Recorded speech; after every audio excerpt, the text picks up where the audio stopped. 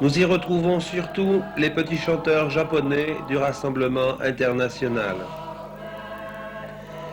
La grand-messe est célébrée par Monseigneur l'archevêque de Tokyo qui nous dit sa joie de nous accueillir. À l'image du Tokyo moderne, la cathédrale est une grande masse de béton, mais l'architecte a su lui donner une ligne très élancée qui est à l'image de la finesse des Japonais. Sitôt la messe, avant les chœurs chantés par les 500 participants, chaque manécanterie donne quelques œuvres de son répertoire. Les petits chanteurs d'Andiran-Mézin ont la joie d'y participer en bonne place.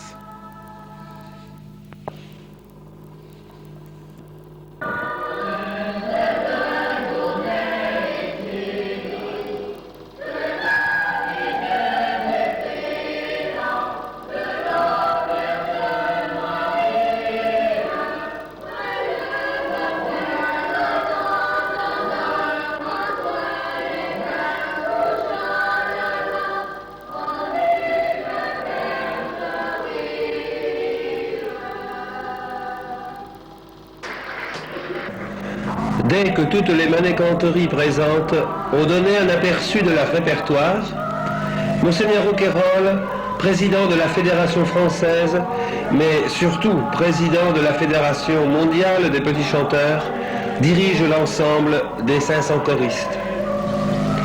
Au milieu de la cathédrale se trouve la délégation française, alors qu'à droite et à gauche, nous voyons les petits japonais. À noter qu'à droite, l'une des manécanteries est dirigée par un bonze, que nous trouverons aussi aimable que compétent. Au dire des personnalités japonaises, c'est la première fois qu'un rassemblement de chorales de cette importance se réunit à Tokyo. Pour les petits chanteurs, c'est assurément la marque d'une importante réussite, voire d'un triomphe sans précédent.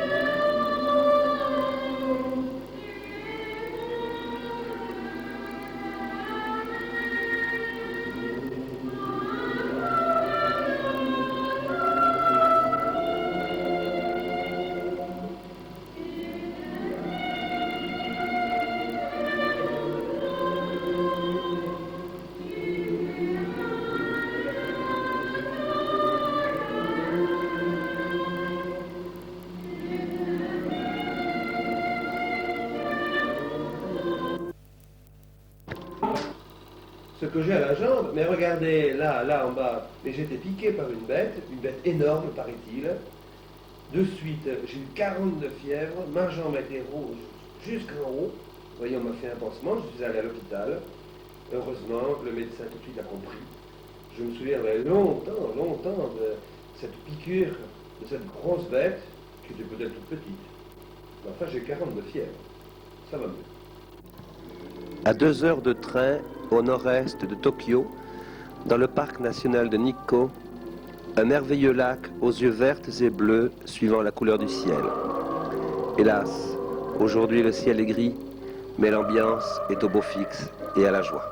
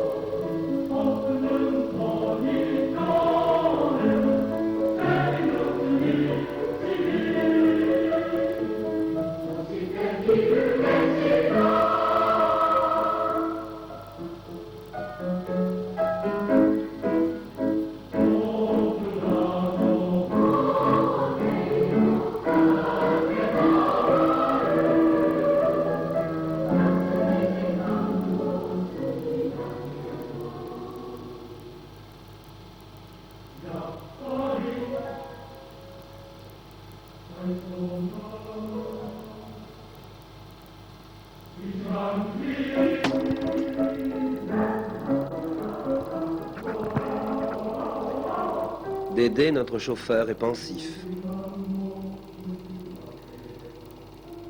Les yeux fixés au loin et sur la vague, il médite. Point de car à conduire aujourd'hui, rien qu'à se laisser faire, à se laisser guider. Oh, le travail reprendra toujours assez vite. Allons, goûtons notre joie.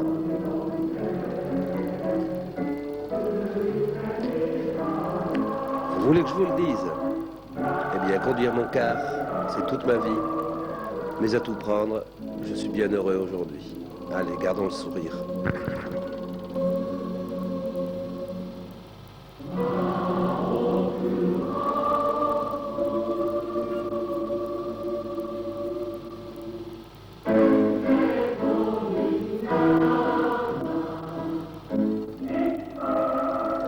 Après ce merveilleux voyage en bateau, nous allons faire un autre voyage en car. Nous allons dévaler les pentes de la colline pour rejoindre la gare et prendre le train vers Tokyo.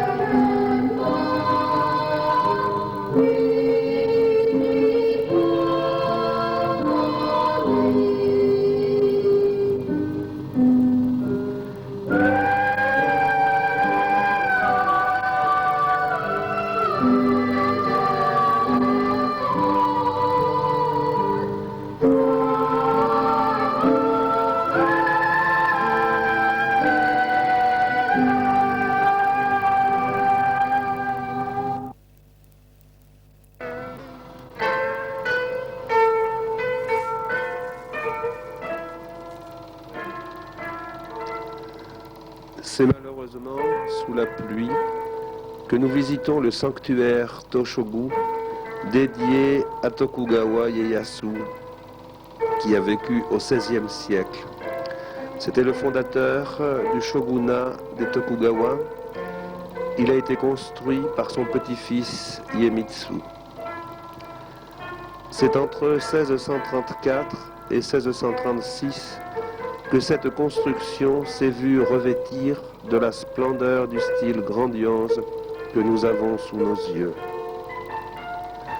Un bon nombre des éléments architecturaux a été classé parmi les trésors nationaux. Tous les édifices sont recouverts de lacs vermillonnés, revêtus de précieux matériaux, ornés partout de sculptures exquises.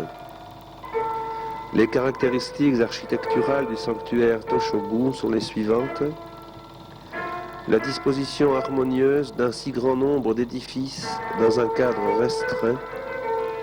La préservation, à l'intérieur même de l'enceinte, des vieux arbres majestueux, dignes d'encadrer ces édifices nobles. L'accent mis sur la durée et la solidité du matériau, la protection contre le feu, l'humidité et le froid.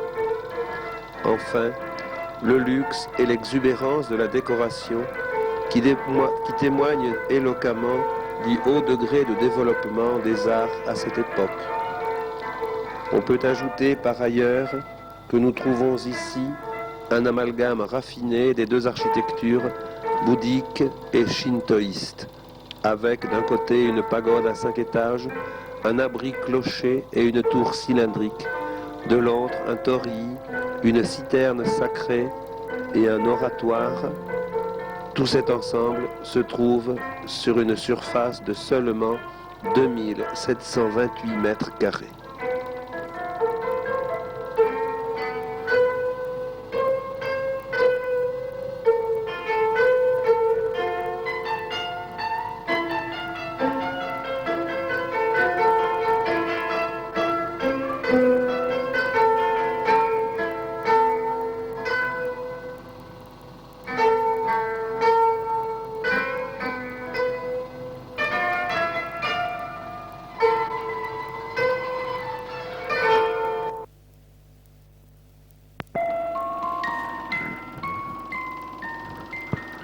Nous reprenons le train rapide pour regagner Tokyo et participer à une grande émission de variété à la télévision.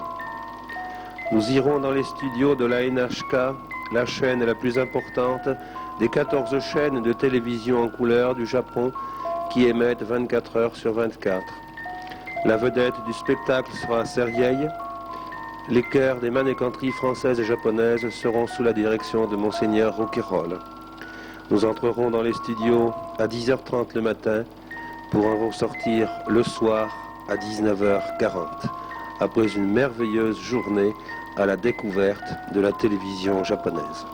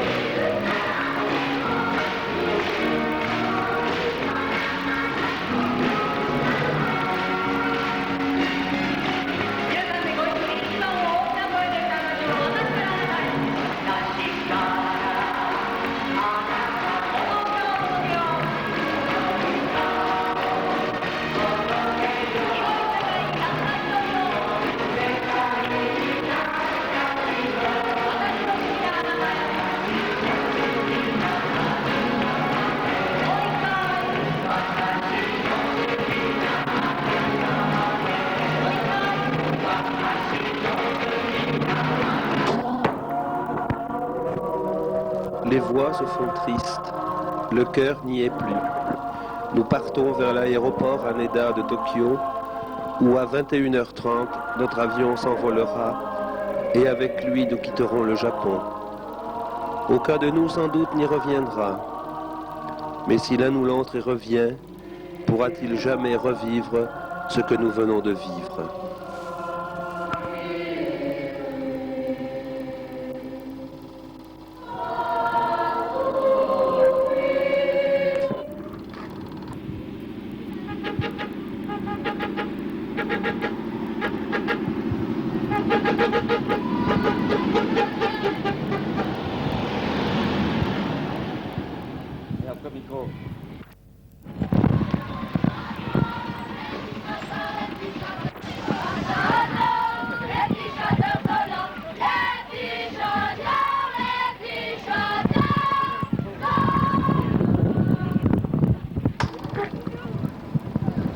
Le Japon est loin derrière nous, mais c'est la joie. La joie de revoir les parents et les amis.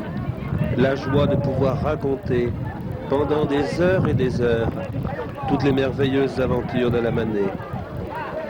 Le rêve insensé a commencé il y a 2 ans. Il s'est réalisé pendant 12 jours, mais nous avons jusqu'à la fin de notre vie pour rêver encore et rêver toujours à ce qui demeurera une réalisation insensée. Nous avons parcouru du 8 au 20 juillet 27 000 km en avion, 2200 km en train super rapide, 800 km en métro, 150 km en autobus, 250 km en taxi, soit au total 30 400 km en 12 jours. Pour faire tous ces kilomètres, si nous avions roulé jour et nuit sans nous arrêter durant les 12 jours, nous aurions dû le faire à 105 km à l'heure de moyenne.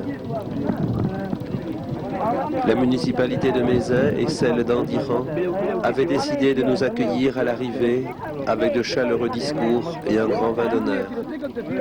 Beaucoup d'amis nous ont aidés. Nous ne saurons jamais leur dire assez merci en français. Alors, disons-le en japonais. Arigato. Arigato gozaimashita. Bonjour mesdames, ça va? Ça va. Toujours. Ça va bien? Ça va bien aussi. Merci. Bonjour tout le monde. Un compositeur belge du XVIe siècle, O Jésus Christ.